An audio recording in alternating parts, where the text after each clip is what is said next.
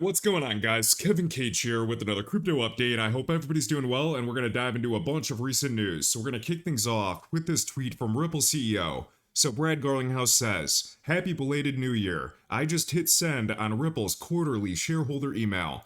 To say that 2025 and Q4 were successful to Ripple feels like saying that Tom Brady was just a great quarterback. The GOAT. Our two major acquisitions, Ripple Prime, which is formerly Hidden Road, and for context, this was a 1.5 or $1.25 billion acquisition, and then they changed the brand name from Hidden Road to Ripple Prime, so a very large prime broker. And then also mentioning G Treasury, so keep in mind I pulled up his tweet right there. This was a $1 billion acquisition made by Ripple to acquire G Treasury, and even Brad says, a $120 trillion corporate treasury payments market, so a very sizable market. So for both of these acquisitions, he goes on to say that they greatly accelerate and expand our ability to deliver on our vision, enabling the Internet of Value IOV. XRP has been and will continue to be, keywords, the heartbeat of that vision." So down below, they go over this news, and we're going to dive into this. With truly the most comprehensive licensing portfolio, and now today, the UK's EMI license added, so we're going to go over that blog. We are poised to make 2026 even more consequential. Building and using crypto infrastructure, updating our global financial plumbing, and rethinking legacy systems that are still rampant and everywhere today. Legacy systems that are decades and decades old, that were built and running still today before the internet even existed, which doesn't make any sense. None of this happens overnight, and yes, I know that at this point. At Ripple, we're going to continue taking the long view of what crypto-based assets like XRP and the Ripple US dollar can do, rather than chasing cycles and hype. Bring on 2026, we are firing on all cylinders, it's happening. Alright, so there's a lot to digest right there, but just emphasizing for XRP has been and will continue to be the heartbeat of that vision, so I don't think they're turning their backs on the XRP ledger, no matter what people say. We also had a quote retweet or repost by Reese Merrick, and he is the Senior Executive Officer, Managing Director over at Ripple, and we can see Middle East and Africa. So we're going to go over the licensing portfolio, or at least the new EMI license in the UK. That's a big deal, not to mention the OCC conditional approval for the Ripple US dollar. And keep in mind, Ripple the company, since that last raising, has a $40 billion valuation, so you can use your own judgment, not financial advice. You can either believe them or not, but I believe them. And it's still the same thing they've said repeatedly year over year about modernizing the financial plumbing and just improving crypto infrastructure for everybody. Alright, so let's go over this now, because this just came out yesterday, and I already did videos going over the OCC conditional approval for the Ripple US dollar along with Wormhole, so feel free to check those out. So right now, the Ripple US dollar potentially will be the highest regulated and most legitimate stablecoin in the crypto space, so that's a big deal. And then even with Wormhole and Layer 2s and multi-chain interoperability for not just the XRP ledger, but the Ripple US dollar. And realistically, whether or not you like stablecoins or not, they are the obvious on-ramp as we are waiting for regulation in this space, for money to flood in, because we have the Genius Act, which is already a federal framework for stablecoins to be used.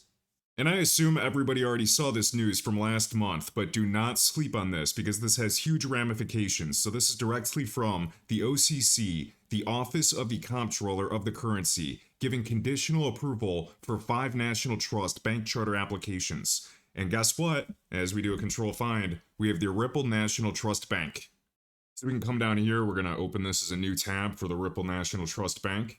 And this is extremely legitimate, and this is basically the hardest part, is to get conditional approval in the first place. That's why you're seeing the Ripple US dollar be the first stablecoin to do this. So very big things are on the horizon for not just Ripple, the Ripple US dollar, but the XRP ledger.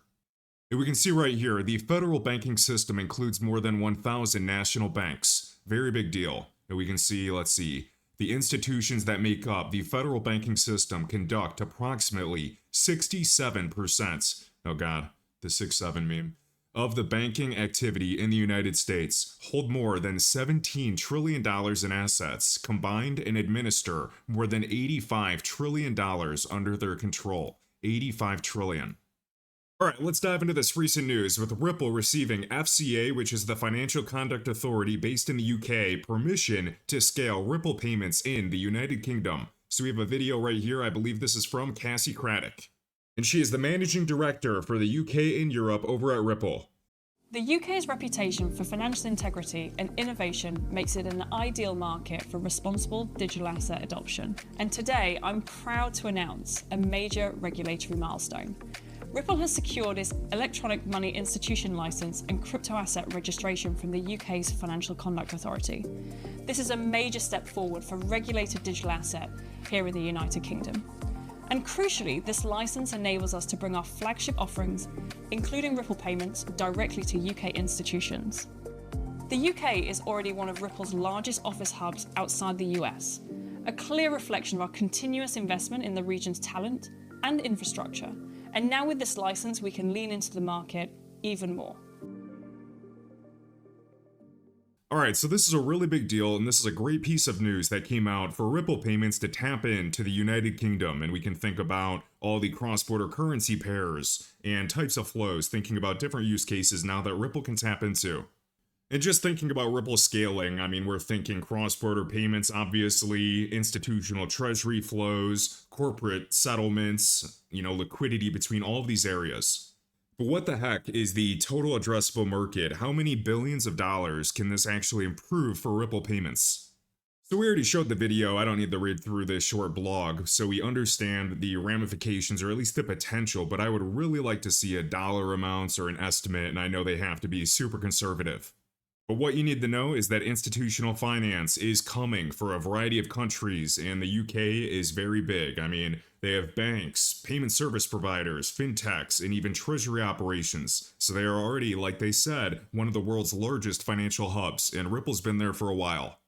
And so just thinking about all of the acquisitions and just Ripple the company's giant umbrella, they have Ripple Payments, which is now paired with custody. They have the stablecoin with the Ripple US dollar and conditional approval by the OCC. They have Ripple Prime, which used to be a hidden road as a prime brokerage. They just have a huge unified technology stack or infrastructure stack.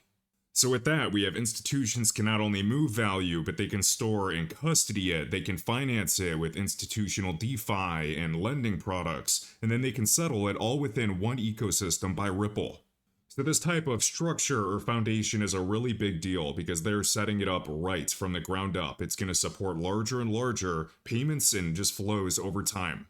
And listen, I know a lot of people think that payment use cases are boring, but they are obviously one of the biggest ones with the highest potential. Wherever you're looking, I mean, the range of just overall transaction flows is estimated anywhere from 150 trillion to even reaching nearly 300 trillion by 2030. So just thinking about the Internet of Value or cross-border payments and digital assets moving freely, all of that sets the actual foundation for new use cases to leverage AI, computation, machine-to-machine, IoT, all of that. Alright, next up, if you guys haven't seen this already, now that we are in 2026, the IRS has increased the IRA contribution limits. So we can see down below, if you are under the age of 50, you can contribute up to $7,500 per year to an IRA. So obviously, not financial advice, always consult with a qualified professional, but I have a Roth IRA for tax-free growth. And remember, for anybody just starting out, whether it's for your 18-year-old kid or you're in your 30s, heck, even if you're in your 50s, the best time to start is now, the earlier the better. And keep in mind, you can have multiple IRAs. You can have one in the S&P 500, you can have precious metal exposure and crypto exposure. And friendly reminder, you can still contribute for your 2025 IRA, whether you do a traditional or a Roth, until the tax deadline that's in April. So again, a Roth IRA is a no-brainer. It grows tax-free. It's one of the best investment vehicles. Whether you contributed over the years 10 grand, 30 grand, you can withdraw all of your contributions. Whatever you put money into, or whatever money you put into, you can withdraw all of that, penalty-free and tax-free at any time. And keep in mind, if you're a single filer making under $153,000 a year, your modified adjusted gross income, you can still contribute. Now, if you make over that, or you're married and you and your spouse, you make over this amount, there are still things that exist, like a backdoor Roth IRA, so you can still get that tax-free growth. And nothing in this video is tax, financial, or legal advice. Please always consult with a qualified professional to see what fits your situation. And I've been with iTrustCapital for 6 years now, and they are linked in the top link of my YouTube video description and right in my link tree, so be sure to go check them out. This is where I have my Roth IRA and I hold crypto along with precious metals, and you can get a $100 funding bonus using the link below. And they are without a doubt the best United States platform for crypto retirement or digital assets in general, with over 90 plus. If you enjoyed this video, be sure to smash the like button and let me know your thoughts down below. You can find all links to my crypto resources, including tools for charting, trading bots, wallets, portfolio trackers, and exclusive discounts right in my link tree in the video description. Thanks for watching, and I'll catch you in the next one.